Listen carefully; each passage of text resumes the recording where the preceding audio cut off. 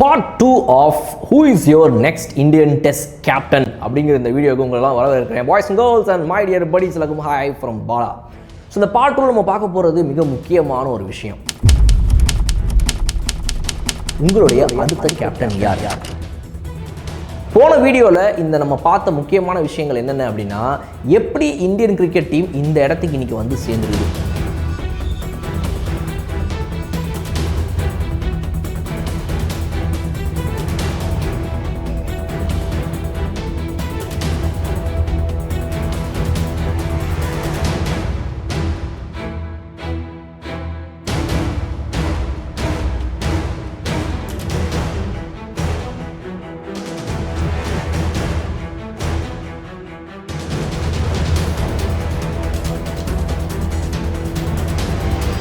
2025 ஒரு புதிய கேப்டனை தேடக்கூடிய இடத்துல இருக்கக்கூடிய இந்த இந்திய அணி கடந்த ஒரு 17-18 வருஷத்தில் என்னென்னலாம் பார்த்துட்டு வந்திருக்கு அப்படிங்கிறத நம்ம போன வீடியோவில் பார்த்தோம். ஸோ பார்ட் 1 பார்க்காதவங்க கண்டிப்பாக இந்த வீடியோட டெஸ்கிரிப்ஷனில் லிங்க் போடுறேன், ஆல்சோ மேலே கார்டில் கொடுக்குறேன், இந்த வீடியோவை போய் பாருங்கள்.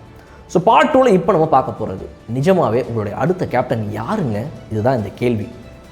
ஸோ இந்த கண்டென்ட் பண்ணக்கூடிய வீரர்கள் யாருன்னு பார்த்தீங்கன்னா, இந்த லிஸ்ட்டில் ஃபர்ஸ்ட் சுப்மன் கில், பிசிசிஐ கண்டிப்பாக இவரை தான் எடுக்க போகிறாங்கன்ற பேச்சுக்கள் உலா வருது, இதை நம்ம பார்க்குறோம். ரைட். ரெண்டாவது வீரர் இந்த லிஸ்ட்டில் யார் அப்படின்னா ஜஸ்பிரிட் பும்ரா. பும்ராவை பொறுத்த வரைக்கும் அவர் இந்த 5 மேட்சும் தொடர்ந்து விளையாட முடியாது. இந்த இந்தியா வர்சஸ் இங்கிலாந்து டெஸ்ட் சீரீஸில் 5 மேட்ச்சில் அவர் 4 மேட்ச் மேபி விளையாடுவாருங்க, 5மே விளையாட மாட்டார். ஸோ அதனால் அவரை நாங்கள் ஃபுல் டைம் கேப்டன் எடுக்க முடியாதுன்னு ஒரு காரணத்தை பிசிசிஐ சொல்கிறாங்க. அடுத்ததாக இந்த லிஸ்ட்டில் இருக்கக்கூடியது நம்ம எடுத்து வைக்கிற வீரர்களுடைய பெயர்கள் என்ன அப்படின்னா, கேஎல் ராகுல் அப்படிங்கிறவருடைய பேரை நம்ம எடுத்து வைக்கிறோம். அண்ட் அதுக்கு அடுத்தபடியாக நீங்கள் பார்த்தீங்க அப்படின்னா ரிஷப் பந்த் அவருடைய பேரை நம்ம எடுத்து வைக்கிறோம். ஸோ இதுக்கப்புறம் சீனியர் பிளேயர்ஸும் நிறைய பேர் இருக்கிறாங்க. பட் அவங்கள கேப்டன்சி மெட்டீரியலுக்கு எப்படி பிசிசிஐ கொண்டு வர போகுதுங்கிற ஒரு கேள்வி இருக்குது. அந்த கேள்விக்கு ரவிச்சந்திரன் அஸ்வின் அவருடைய யூடியூப் சேனலில் ஒரு சூப்பர்பான பதிலை கொடுத்துருக்காரு. ஸோ ரவிச்சந்திரன் அஸ்வின் அவர்களுடைய வீடியோவில் அவர் என்ன சொல்லியிருக்காரு இந்த மேட்டரை பற்றி பேசும்போது அப்படின்னா, ஒரு ஜீனியஸ், ஒரு சூப்பர் அனலைசிஸ் பண்ணக்கூடியவர், இந்த கிரிக்கெட்டை வந்து ரொம்ப அழகாக புரிஞ்சிருக்கக்கூடிய ஒரு நபர் அப்படிங்கிறத மீண்டும் நிரூபிச்சிருக்காரு. என்ன சொல்கிறார் அஸ்வின் பாருங்கள், இதுக்கு நீ முதல்ல ஒரு டெஸ்ட் வை பிசிசிஐ அப்படின்றவர். பிசிசிஐ ஏன் வந்து ஒரு இன்டர்வியூவை ப்ராப்பராக வைக்கக்கூடாது? கோச் வந்து அப்ளை பண்ணுங்க அப்படின்லாம் சொல்கிறீங்கல்ல, கேப்டனுக்கும் அப்ளிகேஷன் ஃபார்ம் ஃபில் பண்ணி போட சொல்லுங்கள் சார். ஒரு இன்டர்வியூ கூட்டிகிட்டு வாங்க. எப்பா கேஎல் ராகுல் வா, சுப்மன் கில் வா, பும்ரா வா, ஏன் ரவீந்திர ஜடேஜா கூட வர சொல்லுங்கள் சார். ரவீந்திர ஜடேஜா இந்த டீமுடைய சீனியர் பிளேயர், அவருக்கு கேப்டன்சியே வராது. நீங்கள் நீங்களாம் முடிவு, ரவீந்திர ஜடேஜா அது கேப்டன்சி மெட்டீரியல் இல்லைப்பா அப்படின்னு எப்படி முடிவு பண்ணுவீங்க? உங்களுக்கு எப்படி தெரியும் அப்படின்னு ஜடேஜா விஷயத்தை வச்சு ஒரு கேள்வி எழுப்புறாரு ரவிச்சந்திரன் அஸ்வின். அவர் அந்த கேள்வி கேட்கும்போது எனக்குமே கூட ஆமாம்ல அப்படின்னு தோணுச்சு. நம்ம மைண்ட் எல்லாருக்குமே எப்படி வேலை செய்யும், ஒரு ப்ரீ டிட்டர்மைன்டு மைண்ட் செட்டில் இருப்போம். அதாவது முன்கூட்டியே நம்மளே முடிவு பண்ணிடுவோம், ஜட்ஜ் பண்ணிவிடுவோம். இவருக்கு வராதுப்பா, இவருக்கு வரும்ப்பா, இவங்கெல்லாம் பண்ணியிருக்காங்க, நம்ம ஏற்கனவே கேப்டன்சி பார்த்துருக்கோம். இதுக்கு முன்னாடி கேப்டன்சி பண்ணி நீங்கள் பார்க்காத சில பேர் இந்த ஒரு லெவல் ஆஃப் கிரிக்கெட்டை இத்தனை வருஷமாக விளையாடிட்டு இருக்கிற காரணத்தினால அவங்களுக்கு கேப்டன்சி இப்போ சூப்பராக கூட வரலாம். அதை முதல்ல நீங்கள் கேட்டால் தானே தெரியும் அப்படின்னு அஸ்வின் அவர்கள் கேட்குறாரு. ரொம்ப சூப்பரான ஒரு விஷயம். அதை இன்னும் எப்படி சொல்கிறாருன்னா, அந்த இன்டர்வியூ மேட்டரை வச்சு சொல்கிறாரு. இன்டர்வியூக்கு வாங்க, எல்லாரும் ஒரு பிபிடியை ரெடி பண்ணிட்டு வாங்க.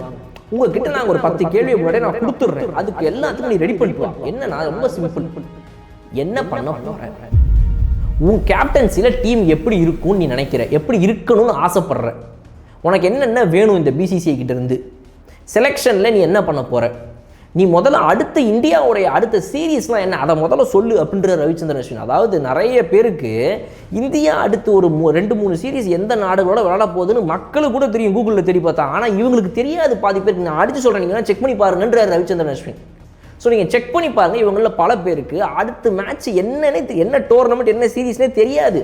அடுத்து 1 வேணால் தெரியும், அதுக்கு அடுத்து ஒரு 2 இருக்கும், அதெல்லாம் என்னன்னே தெரியாது அவங்களுக்கு. அதை நீங்கள் கேளுங்க, அந்த நாடுகளுக்கு அகைன்ஸ்டாக நீ என்ன பிளான் எடுத்துகிட்டு போக போகிறேன் அப்படின்னு. அதை விட சூப்பராக ஒன்று சொன்னார். என்னென்னா, இப்போ நீ வெஸ்ட் இண்டீஸ் கூட விளாட போகிற தெரியுமா, இங்கிலாண்டு முடிச்சுட்டு அந்த வெஸ்ட் இண்டீஸு என்ன ப்ராபபிள் ஸ்குவாடோட வருவாங்க நீ நினைக்கிற, அதை கொடு அப்படின்னு நீங்கள் கேளுங்களேன்.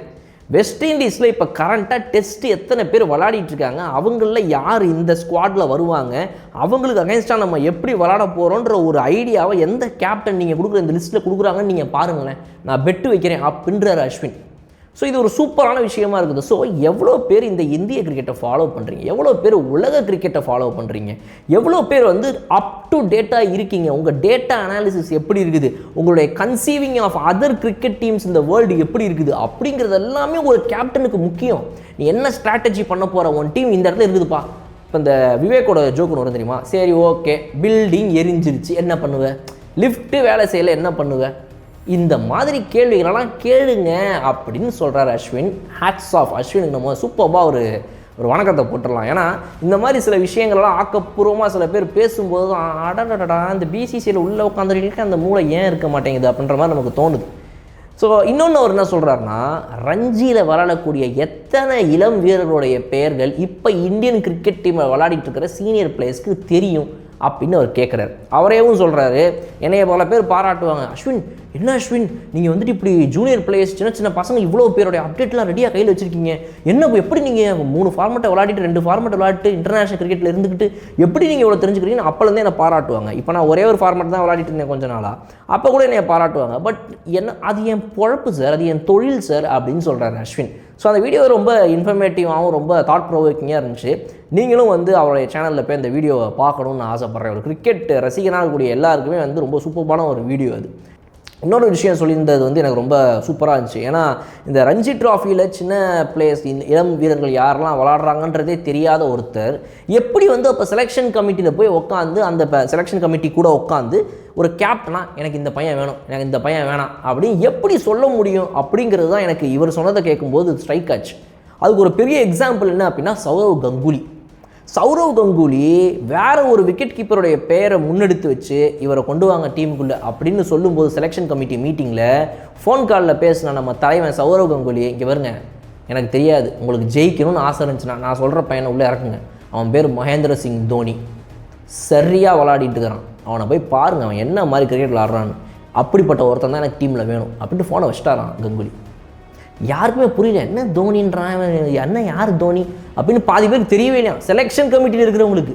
அப்போது ஒரு கேப்டனுடைய அறிவாளித்தனமும் புத்திசாலித்தனமும் ஆன் ஃபீல்டில் எவ்வளோ முக்கியமோ அதை விட மிக முக்கியம் அவருடைய இன்ட்ரெஸ்ட் அண்ட் அவருடைய knowledge in cricket of the field. அதுதான் ஒரு சிறந்த உதாரணம்.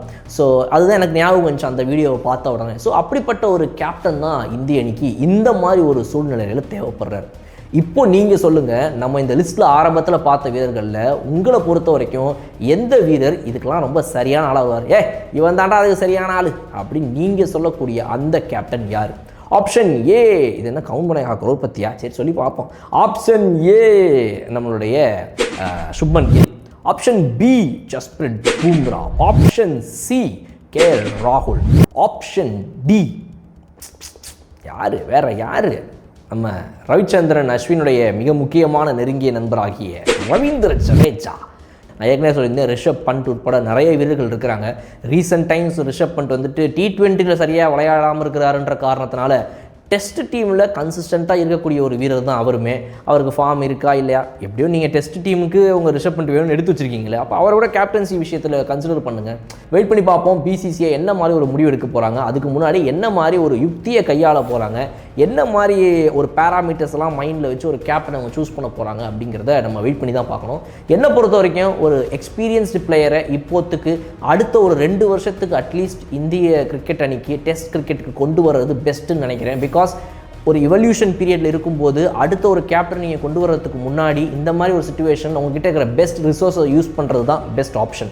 அந்த மாதிரி ஒரு பெஸ்ட் எக்ஸ்பீரியன்ஸ்டு ரிசோர்ஸ் தான் உங்களுக்கு ஒரு ஓவர்சீஸ் கண்டிஷன்ஸில் ஒரு இங்கிலாந்து மாதிரி ஒரு ஊரில் முதல் முறையாக 2வது முறையாக போய் விளையாடக்கூடிய வீரர்களை விட பெஸ்ட்டான ஒரு கேப்டன்சியை பண்ண முடியும். அந்த வகையில் பார்க்கும்போது என்னை பொறுத்த வரைக்கும் இந்த கண்டின்ஜென்சியில் இருக்கக்கூடிய எந்த ஒரு சீனியர் பிளேயர், அது பும்ராவாக இருக்கட்டும், கேஎல் ராகுலாக இருக்கட்டும், ரிஷப் பண்டாக இருக்கட்டும், யாரோ ஒன்று பெஸ்ட் ஆப்ஷன் அப்படிங்கிறது என்னை பொறுத்த வரைக்கும் இப்போ சீனியர் பிளேயர் தான் அப்படின்னு நான் நினைக்கிறேன். இது என்னுடைய தனிப்பட்ட கருத்து. கண்டிப்பாக நீங்கள் எல்லாருமே அதுலேருந்து மாறுபடலாம், அது எந்த ஒரு வருத்தமும் எனக்கு கிடையாது. கண்டிப்பாக நீங்கள் வந்து அந்த கமெண்ட் செக்ஷனில் சொல்லுங்கள் உங்களுடைய favourite or best expecting captain யார் அப்படின்றத. இன்னொரு சூப்பரான வீடியோலாம் உங்களுக்கு பார்க்குறேன். அது வரை விடைபெறுவது உங்கள் பாலம். Okay bye.